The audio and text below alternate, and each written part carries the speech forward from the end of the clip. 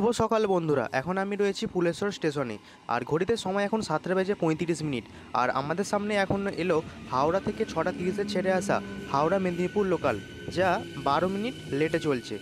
আমাদের মেদিনীপুর পৌঁছে দেবে 9:55। দামোদর নদী সামনে আসছে, আমাদের দামোদর নদী ঝলমলে মনোরম পরিবেশে খুব সুন্দর লাগছে। বর্ষাকালে এইসব নদীগুলির সৌন্দর্য অসাধারণ। কুলগাছিয়া ও বাগনান স্টেশনের মাঝে পড়বে এই দামোদর নদী। যেহেতু এখন বর্ষাকাল চলছে, সেই জন্য নদীতে প্রচুর পরিমাণে জল রয়েছে। আপনারা দেখতেই পাচ্ছেন কী পরিমাণে স্রোত যাচ্ছে নদীতে। এই দামোদর নদী ছেড়ে যাওয়ার পরেই আসছে বাগনান স্টেশন।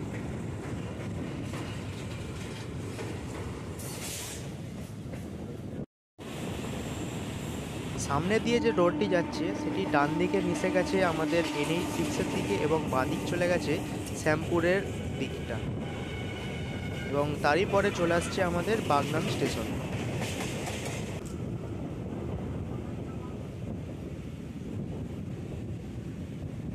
বাগনান স্টেশন, এই বাগনান স্টেশনের ঠিক ডান দিকে রয়েছে ন্যাশনাল হাইওয়ে NH6 এবং বাঁ দিকে রয়েছে বাগনান কালী মন্দির, যা খুবই জাগ্রত মায়ের মন্দির। তাছাড়া বাঁ দিকে চলে যাচ্ছে শ্যামপুর 58 গেটের দিকটা। আর আমরা এগিয়ে যাব সোজা খড়গপুর হয়ে মেদিনীপুরের দিকে।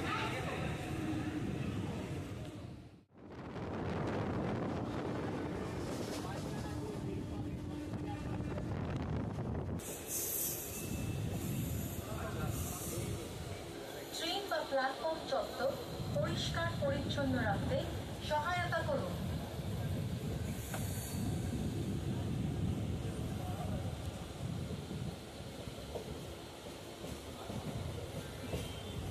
সামনে আসছে এখন আমাদের রূপনারায়ণ নদী। এই রূপনারায়ণ নদীর ওপর যে ব্রিজ রয়েছে তার নাম কোলাঘাট ব্রিজ। এর আগে আমার যে ভিডিও রয়েছে বেচেদা এবং খড়গপুরের, সেই ভিডিওগুলোতে আমি দেখিয়েছি কোলাঘাট ব্রিজ ও নদী সম্পর্কে কিছু তথ্য। এই কোলাঘাট ব্রিজের পরেই রয়েছে কোলাঘাট তাপবিদ্যুৎ কেন্দ্র। তাই আর বেশি কিছু বলছি না, আগে ভিডিওতে সবই জানিয়েছি। চলুন আমাদের মেন ভিডিওতে ফোকাস করা যাক।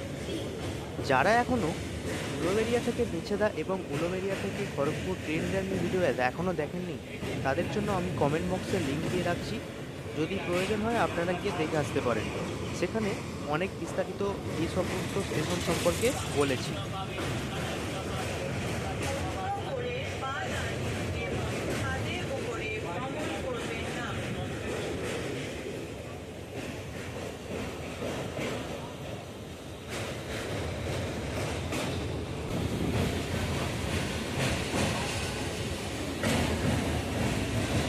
Please avoid footboard and rooftop traveling.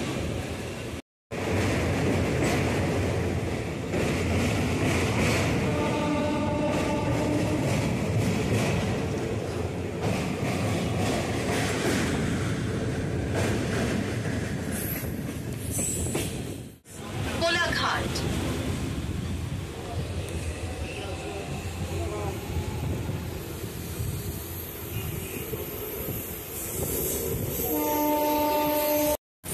Medinipur পর্যন্ত যাওয়ার এই ট্রেনটি পরবর্তী স্টেশন মেচেদা।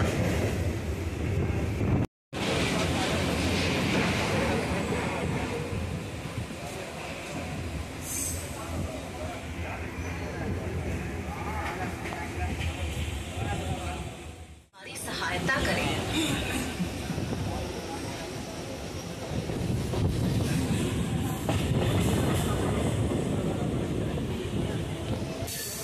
এখন আমরা রয়েছি মেচেদা স্টেশনে।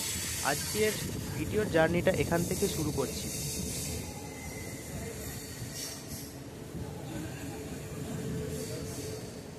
ये मेचेदा स्टेशन है।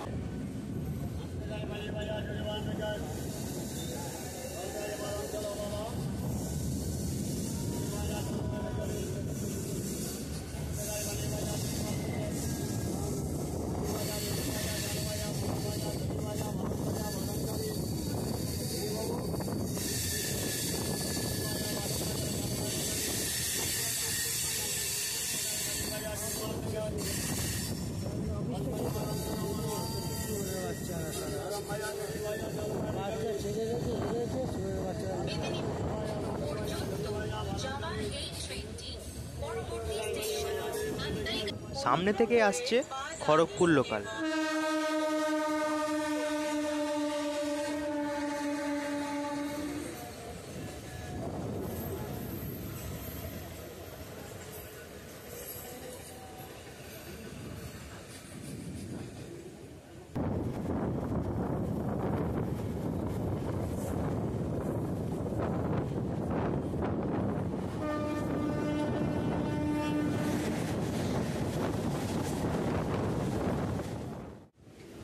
সামনে থেকে আসছে ট্রেন নাম্বার 18,004, আদ্রা জংশন থেকে হাওড়া জংশন পর্যন্ত রানী শিরোমণি এক্সপ্রেস।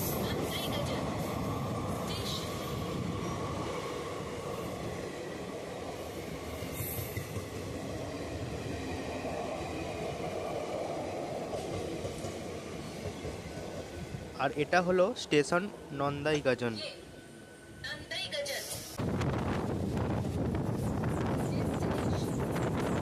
সামনে আসছে train number 12809, Mumbai CSMT, Mumbai থেকে হাওড়া পর্যন্ত মুম্বাই মেল।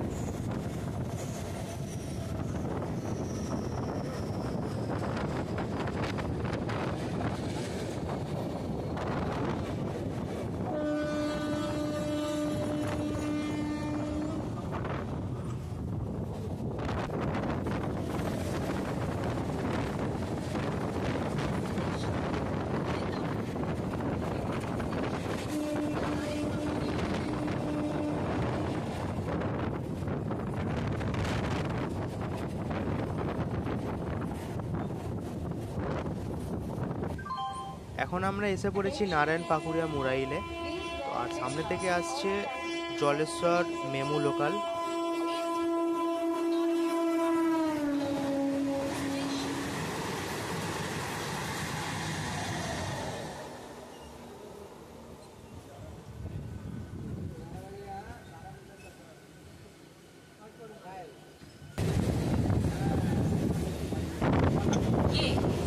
নারায়ণ পাকুড়িয়া মোড়াই বাঁশকুড়া জংশন পর্যন্ত যাওয়ার এই ট্রেনটি পরবর্তী স্টেশন।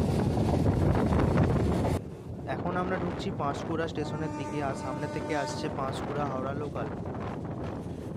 পাঁশকুড়া স্টেশনের ঠিক আগেই বাঁ দিকে চলে গেছে পাঁশকুড়া হলদিয়া বাইপাস লাইন। এই লাইনে তমলুক স্টেশনের পর দীঘা ও হলদিয়া লাইন ভাগ হয়ে গেছে। আসছে পাঁশকুড়া জংশন। পাঁশকুড়া যেহেতু জংশন লাইন, তাই এখান থেকেই ভাগ হয়েছে তমলুক লাইন। ওই তমলুক লাইন হয়েই দীঘা এবং হলদিয়া লাইন ভাগ হয়ে গেছে তমলুক স্টেশনের পর থেকেই। পাঁশকুড়ার চপ খুব বিখ্যাত, তবে আমি স্টেশনের বাইরে বেরিয়ে যে সমস্ত দোকান রয়েছে তার চপ খেয়ে দেখেছি, কিন্তু আমার ভালো লাগেনি। চপে বেশ পরিমাণে খাবার সোডা ইউজ করা হয়েছিল। যদি কোনো ভালো চপের দোকান থাকে আপনারা আমাকে কমেন্ট করে জানাতে পারেন। সামনে থেকে আসছে ট্রেন নাম্বার 12814, টাটানগর থেকে হাওড়া জংশন পর্যন্ত স্টিল এক্সপ্রেস।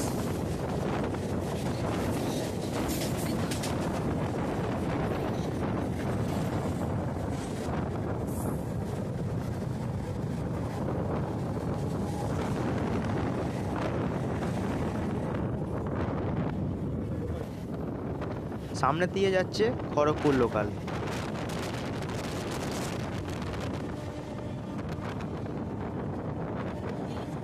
ব্রিজের নিচ দিয়ে বয়ে যাওয়া নদীটি হলো কংসাবতী নদী।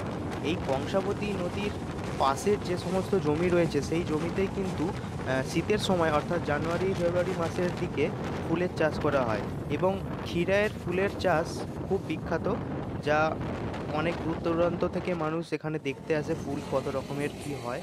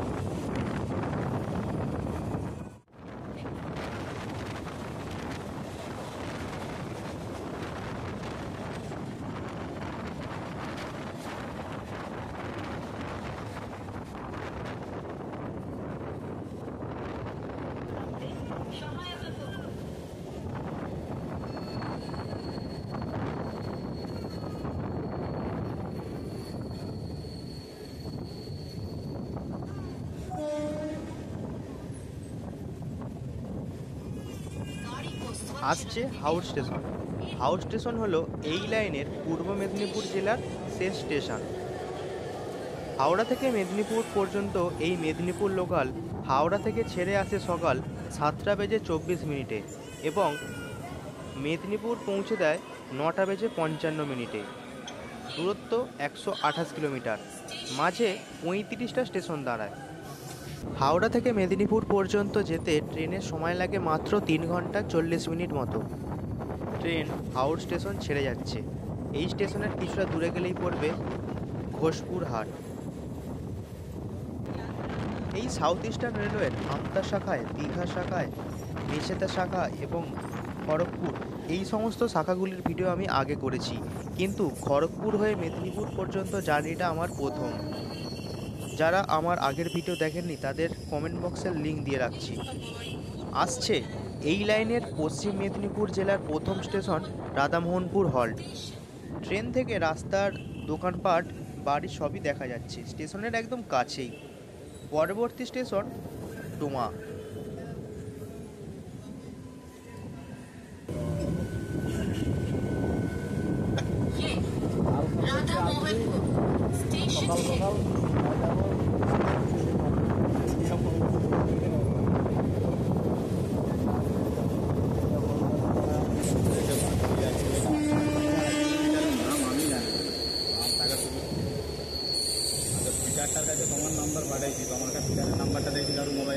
এখন আমরা এসে পৌঁছালাম আমাদের জার্নির পরবর্তী স্টেশন ডোমা।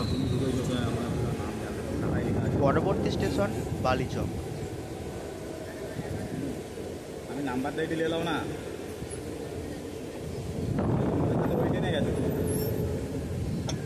আমাদের সঙ্গে ওই ট্রেনে গেছে। সামনেই ওভারব্রিজ তৈরি হচ্ছে, যেটি হাইওয়ে থেকে আসছে এবং বালিচকের ভেতরের দিকে ঢুকছে। সামনে আসছে বালিচক স্টেশন, আর আমাদের ট্রেন এসে থেমেছিল 2 নম্বর প্ল্যাটফর্মে। বালিচক স্টেশনের এই ডান দিকে রয়েছে ডেবরা অঞ্চল। এই ডেবরা অঞ্চলে রয়েছে ডেবরা গভর্নমেন্ট আইআইটি কলেজ। বাঁ দিকে রয়েছে ভোলগিরি আশ্রম। হাওড়া থেকে বালিচক পর্যন্ত ট্রেন চলাচল করে দুটি। তার সময় হলো সকাল 11:30 এবং বালিচক থেকে ট্রেন ছেড়ে যায় 2:30 নাগাদ। 1898-99 সালে খড়গপুর থেকে কোলাঘাট পর্যন্ত রেল যোগাযোগ ব্যবস্থা চালু ছিল। পরবর্তী সময়ে 1900 সালে রূপনারায়ণ নদীর সেতু চালু হওয়ার পর খড়গপুর হাওড়ার লাইন জোড়া হয়। এছাড়া খড়গপুর থেকে মেদিনীপুর পর্যন্ত লাইন চালু করা হয় 1901 সালে।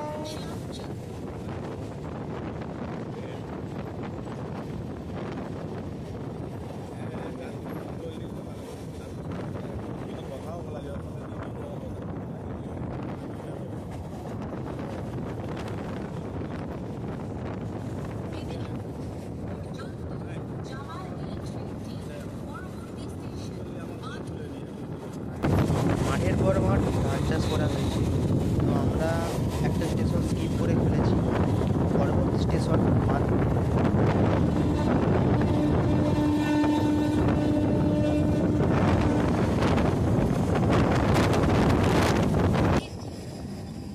এখন আমরা এলাম মাধপুর স্টেশনে। এই মাধপুর স্টেশনের কাছেই রয়েছে মাধপুর গভর্নমেন্ট ডিগ্রি কলেজ, এছাড়া রয়েছে রাধা গোবিন্দের আশ্রম, এছাড়া অনেক কিছু। ট্রেন এসে থেমেছে আমাদের 2 নম্বর প্ল্যাটফর্মে। পরবর্তী স্টেশন জাকপুর। ঘড়িতে সময় এখন 9:51।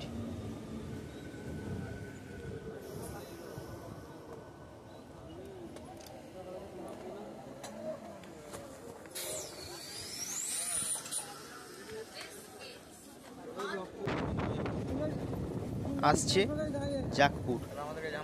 জাকপুর স্টেশনে ঢোকার কিছুটা আগেই বাঁদিকে রয়েছে মহিষার গ্রামে মা মনসার এক অপরূপ সুন্দর মন্দির। চৈত্র মাসে মেলারও আয়োজন করা হয়। প্রচুর মানুষের ভিড়ও জমে ওই চৈত্র মাসে যখন মেলার আয়োজন করা হয়।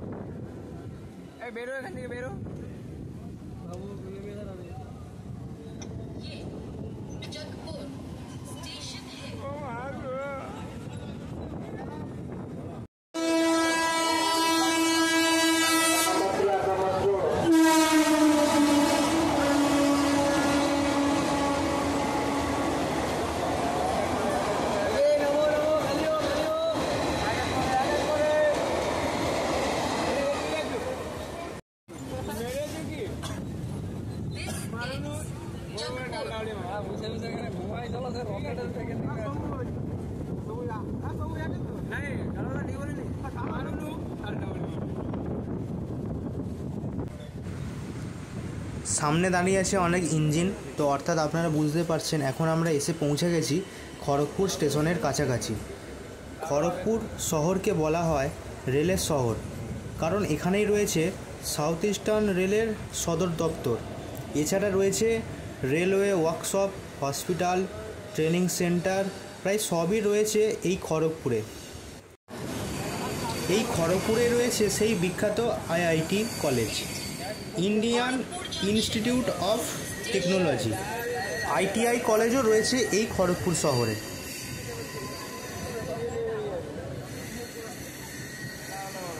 ট্রেন এখন আমাদের এসে থামলো খড়গপুর স্টেশনে।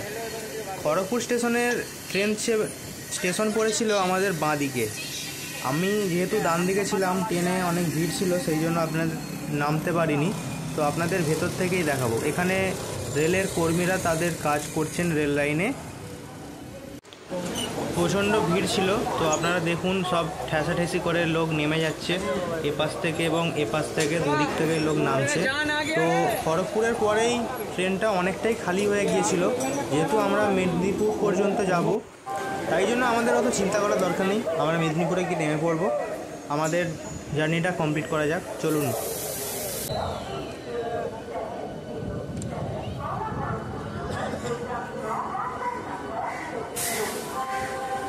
ট্রেন এখন ছেড়ে বেরিয়ে যাচ্ছে খড়গপুর জংশন স্টেশন। এই স্টেশনের পাশেই রয়েছে শেরশাহ স্টেডিয়াম। এই স্টেডিয়াম রয়েছে খড়গপুর স্টেশনের বাঁ হাতে, মানে আমরা যেদিকে যাচ্ছি সেদিকে দেখতে গেলে বাঁ হাতে। ভারতীয় ক্রিকেট দলের প্রাক্তন অধিনায়ক মহেন্দ্র সিং ধোনি স্যার যখন এই খড়গপুর স্টেশনে টিটির কাজ করতেন, তখন ওই স্টেশনে পাশে যে স্টেডিয়াম রয়েছে সেই স্টেডিয়ামেই প্র্যাকটিস করতেন তিনি।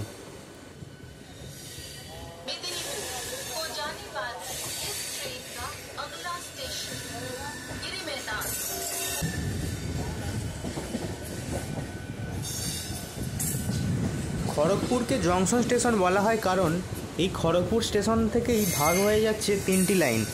একদিকে চলে যাচ্ছে মেদিনীপুরের দিকে এবং অন্য দুটি লাইন যাচ্ছে উড়িষ্যা এবং টাটানগরের দিকে। খড়গপুরের পরে সোজা চলে গেলে ওই দুটি লাইন পড়বে এবং সেখান থেকে দুটি লাইন ভাগ হয়ে যাচ্ছে, আর আমরা চলে যাব ঠিক ডান দিকে। খড়গপুরের পর সোজা স্টেশনের নাম হচ্ছে হিজলি। এই হিজলি স্টেশনের বাঁ পাশেই রয়েছে হিজলি ইকো পার্ক এবং নেহরু বিজ্ঞান ও প্রযুক্তি সংগ্রহশালা। খড়গপুর স্টেশন থেকে বেশ কয়েকটা লাইন ভাগ হয়েছে। খড়গপুর স্টেশনের পরে বাঁদিকে যেদিকে মেদিনীপুরের লাইনটি ভাগ হচ্ছে, ওই দিকের লাইনটি চলে যাচ্ছে বাঁকুড়া আদ্রা লাইন।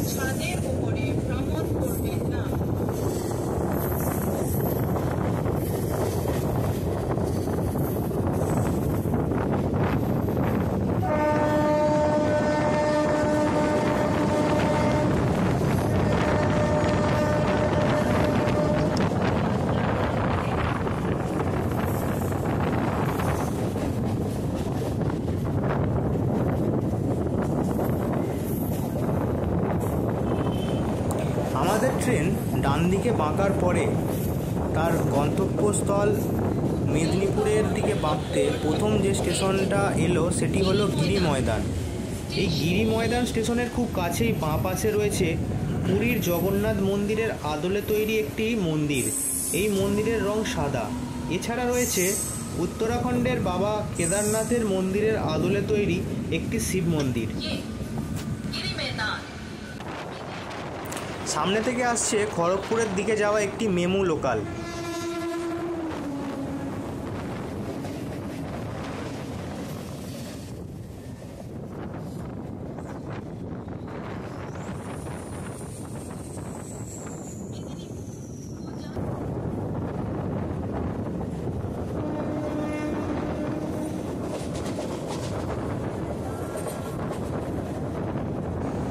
ওপরের ব্রিজের রাস্তাটি হলো মুম্বাই কলকাতা হাইওয়ে এবং সুরাট কলকাতা হাইওয়ে।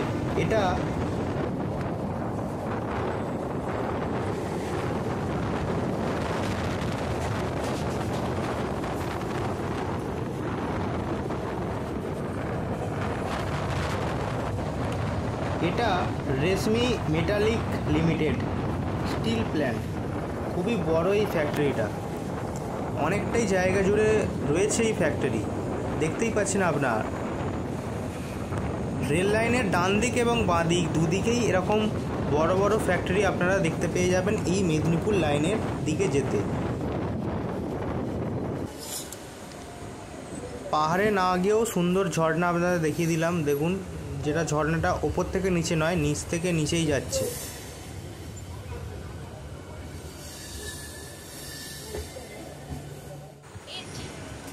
এখন আমরা এসে পৌঁছালাম স্টেশন গোকুলপুর। পরবর্তী স্টেশন কোসে হল্ট। এই গোকুলপুর স্টেশনের আগে আমাদের বাঁ হাতে পড়বে একটা লাইন, যেটি হিজলি স্টেশনের দিক থেকে আসছে। ওই লাইনটি ধরে উড়িষ্যার দিকে ট্রেনগুলি বাঁকুড়া আদ্রা লাইনে চলাচল করে। হিজলি স্টেশনের পরে খড়গপুর স্টেশনের দিকে না গিয়ে এই লাইন বাঁকুড়া এবং আদ্রার দিকে ঢোকে।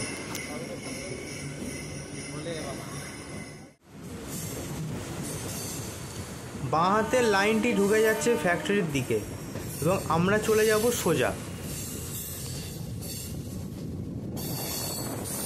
এটা টাটা মেটালিক্স। টাটার ডিআই পাইপ তৈরি হয় এই ফ্যাক্টরিতে।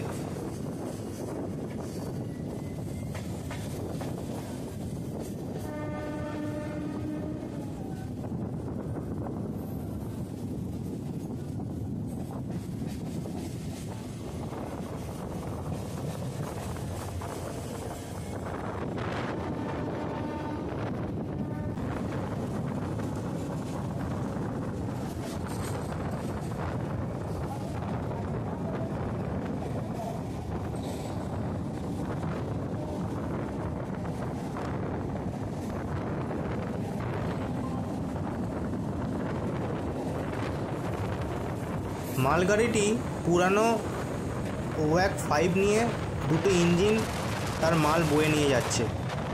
আমাদের ট্রেনের গতিবেগ ভালোই আছে আপাতত।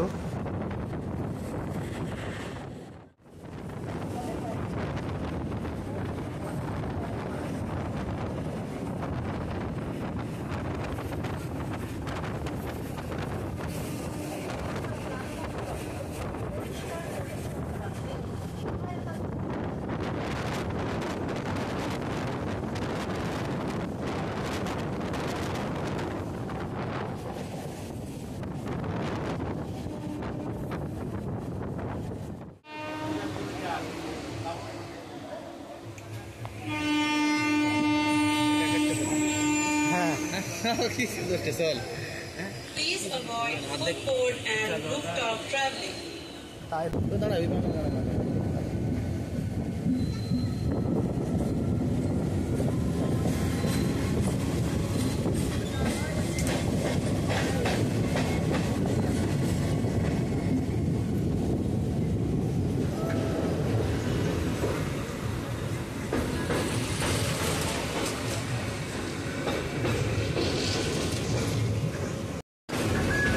এটা হলো কংসাবতী নদী।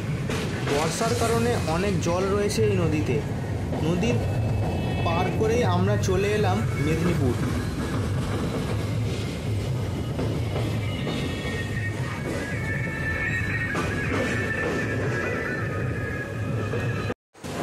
এই কংসাবতী নদী কত সুন্দর লাগছে দেখুন। নদীতে পুরো জল ভর্তি এবং তার উপর দিয়ে আমরা চলে যাচ্ছি ট্রেনে করে। নদীতে অনেক মাছ থাকলেও থাকতে পারে, কিন্তু আমি ধরতে পারবো না, ছিপ আনিনি তো।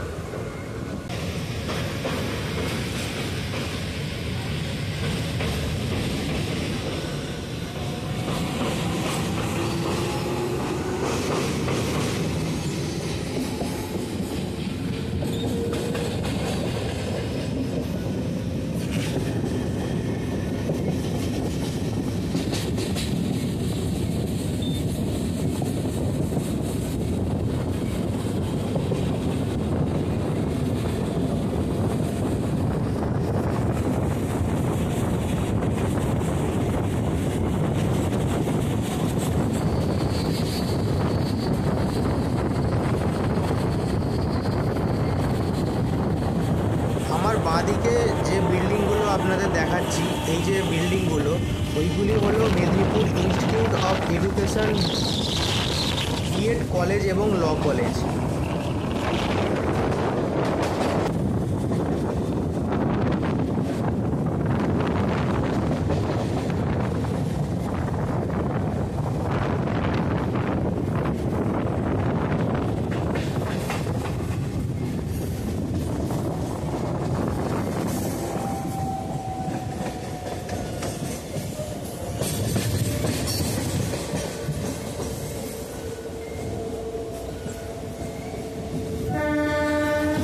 সামনে যে ফ্লাইওভারটি দেখা যাচ্ছে ওটা হলো রাঙামাটি ফ্লাইওভার। বাঁ দিকে চলে গেছে মেদিনীপুর আইআইটির দিকে।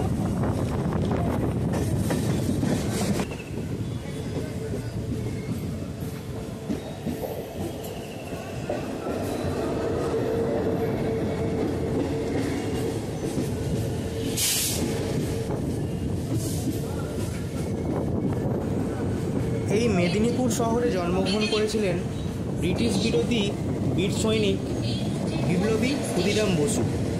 1889 সালের 3রা ডিসেম্বর তিনি জন্মগ্রহণ করেছিলেন এই মেদিনীপুর শহরের একটি কাছাকাছি গ্রামে। 1908 সালে 11ই আগস্ট যখন ওনার ফাঁসি হয় তখন তার বয়স ছিল 18 বছর 7 মাস।